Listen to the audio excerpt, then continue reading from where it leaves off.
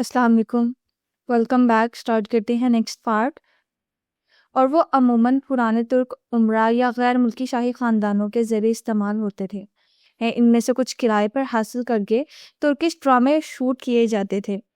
شہر کے باقی امراء ان کو افورڈ نہیں کر سکتے تھے، اس لیے اگر انہیں بوسفورس کنارے رہنا ہوتا تو وہ لگژری اپارٹمنٹس کو ترجیح دیتے۔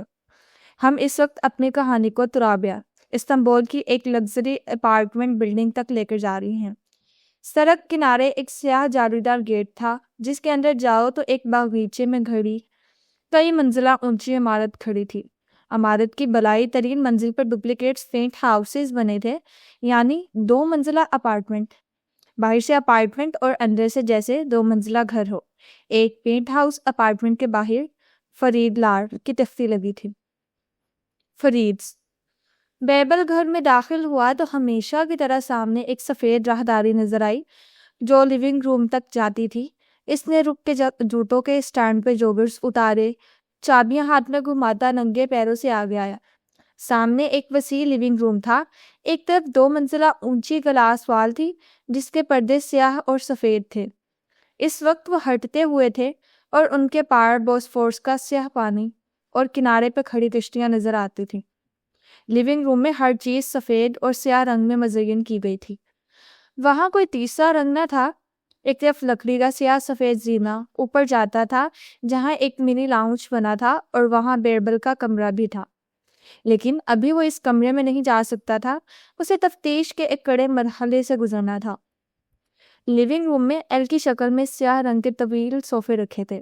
سامنے ایک آتش دان تھا جس کے آگے 2 سیاہ ونگ چیئرز رکھی تھیں۔ بیربل نے لیونگ روم میں قدم رکھا تو سامنے ماہر فرید بیٹھا نظر آیا۔ وہ ٹانگ پہ ٹانگ جمائے ننگے پیروں سے وہاں بیٹھا تھا، ٹی کیپ میز پہ رکھی تھی اور اس کی شیو بڑی ہوئی تھی۔ خوش آمدید برو۔ بیربل مسکرا کے قریب آیا لیکن ماہر نے وہیں سے ہاتھ اٹھا کے اسے روک دیا۔ اس کا چہرہ سنجیدہ تھا۔ وہ درمیان میں رک گیا، بظاہر ناسمجھی سے اسے دیکھا۔ میری کار پہ ایک ڈینٹ ہے، جیسے یہ کہیں لگی ہو اور بعد میں مرمت کر کے اسے مٹانے کی کوشش کی گئی ہو۔ اردل بالکل دھیان نہیں رکھتا تمہاری کار کا، اس سینے پہ بازو لپیٹے افسوس سے بولا۔ ماہر نے ابرو اٹھائی۔ اردل ہوں اور یہاں اسے آتش دان کی طرف اشارہ کیا۔ ایک سفید سوان رکھی تھی جو مجھے کسی نے تحفے میں دی تھی اور وہ غائب ہے۔ پھر اس نے سامنے بنے سفید اوپن کچن کی طرف اشارہ کیا۔ وہاں سامنے کاؤنٹر پہ میرے مگز سجے تھے جن میں سے 3 غائب ہیں۔ لیونگ روم کے پردوں کی طرف اشارہ کیا۔ ادھر ایک کارنر لیمپ تھا جو اب موجود نہیں ہے۔ فیضی خانم۔ بیربل اسی سنجیدگی سے پریشان کھڑی ہاؤس کیپر کی طرف گھوما۔ ماہر کچھ پوچھ رہا ہے، آپ کیوں گھر کا خیال نہیں رکھتی؟ فیضی نے بے بسی سے باری باری دونوں بھائیوں کو دیکھا، پھر ندامت سے سر جھکایا۔ یہ سب مجھ سے ٹوٹا ہے ماہر بے، یقیناً آپ سے ٹوٹا ہے فیضی خانم۔ ماہر نے بیربل کو دیکھتے ہوئے بلند آواز میں کہا، اور یقیناً میری بائک بھی آپ ہی باہر لے کر گئی ہوں گی۔ اس کی جی پی ایس ہسٹری بتا رہی ہے کہ میرے پیچھے وہ کئی دفعہ استعمال کی گئی ہے۔ مگر بیربل کے اطمینان میں فرق نہیں آیا۔ اس نے افسوس سے فیضی خانم کو دیکھا۔ اس عمر میں کیا شوق پال لیے ہیں آپ نے؟ فیضی نے اب کی دفعہ شدید ناراضی سے بیربل کو دیکھا۔ وہ کچھ کہتی لیکن ماہر کا اگلا سوال آ چکا تھا۔ ونگ چیئر پہ تو کوئی نہیں بیٹھا؟ نہیں، ان دونوں نے ایک ساتھ کہا۔ سچ تھا پھسل گیا۔ ماہر نے اس بات میں سر ہلا دیا اور مڑ کے آتش دان کے ساتھ رکھی خالی چیئرز کو دیکھا۔ ان پہ بیٹھنے کی کسی کو اجازت نہ تھی۔ یہ ماہر فرید کا ایک ایسا اصول تھا جس کی پابندی کرنا کسی کے لیے مشکل نہیں تھا۔ ونگ چیئرز ٹی وی سے بہت دور تھی، کسی کو وہاں بیٹھنے کی ضرورت بھی نہ تھی، نہ ہی ماہر خود وہاں بیٹھتا تھا۔ تفتیش مکمل ہو گئی ہو تو میں بیٹھ جاؤں؟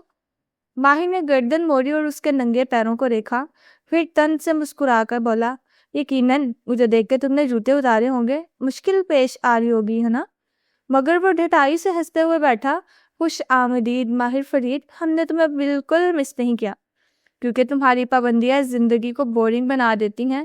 اگر ہمارے ابا نے اپنا سب کچھ تمہارے نام نہ کیا ہوتا اور تم اس اپارٹمنٹ کے مالک نہ ہوتے تو میں ان سوالوں کے کچھ اور جواب دیتا۔ تمہارے نام کچھ کیا ہوتا تو اب تک ہم سب سڑک پہ ہوتے۔ بقول مالک، تمہارا کیب جلد سڑک پر آنے والا ہے۔ ویسے تم نے ڈنر پہ ہمیں جوائن کیوں نہیں کیا؟ ماہر نے سر جھٹکا اور کھڑکی کی طرف چہرہ کر لیا۔ اونچی گلاس والی چھت سے لٹکتے فانوس کی روشنیوں کا عکس پڑ رہا تھا۔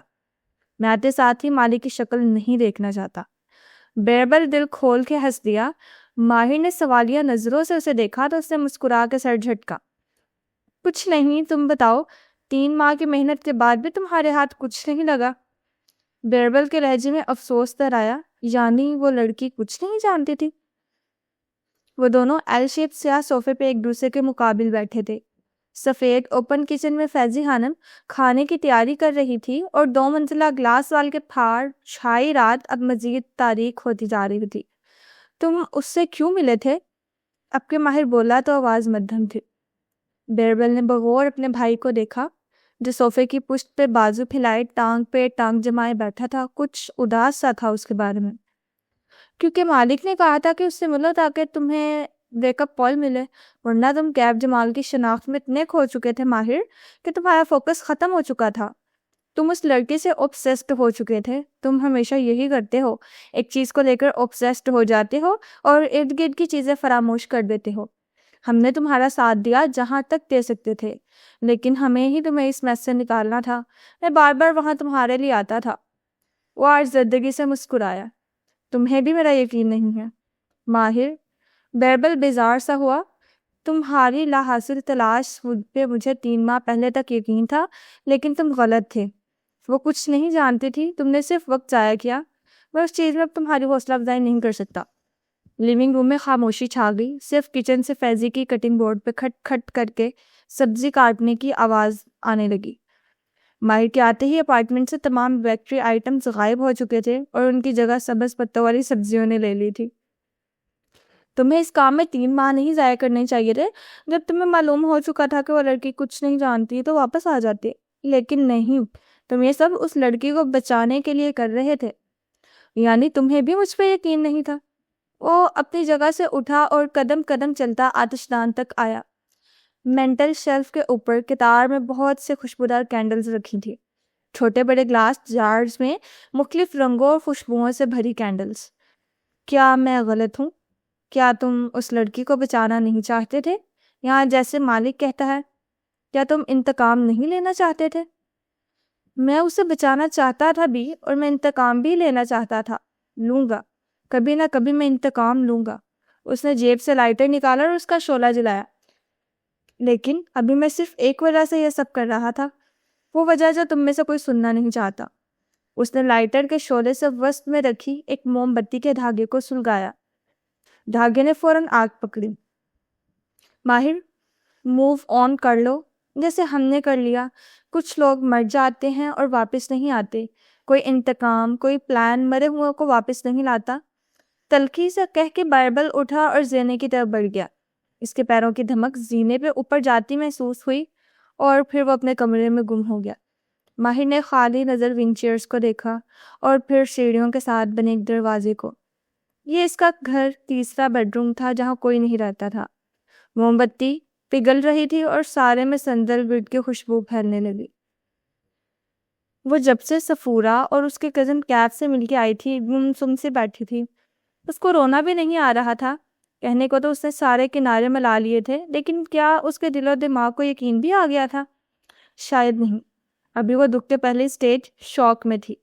دماغ شل تھا اور وہ باتیں اندر جذب نہیں ہو رہی تھی۔ وہ خالی خالی نظروں سے ماں اور معید کو دیکھ رہی تھی جو لاؤنج میں بیٹھے کسی بات پہ ہنس رہے تھے۔ معید سیب کے ٹکڑے کو ماں کو کھلا رہا تھا اور بخت بھی ان کی ویل چیئر کے پیچھے کھڑی ان کے بال برش کر رہی تھی۔